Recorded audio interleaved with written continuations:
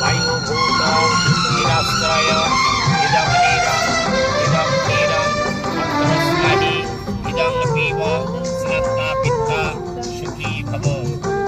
পরমাত্মা মাতৃদেবকে তুমি চলে গেছো আমাদের মায়া ছেড়ে।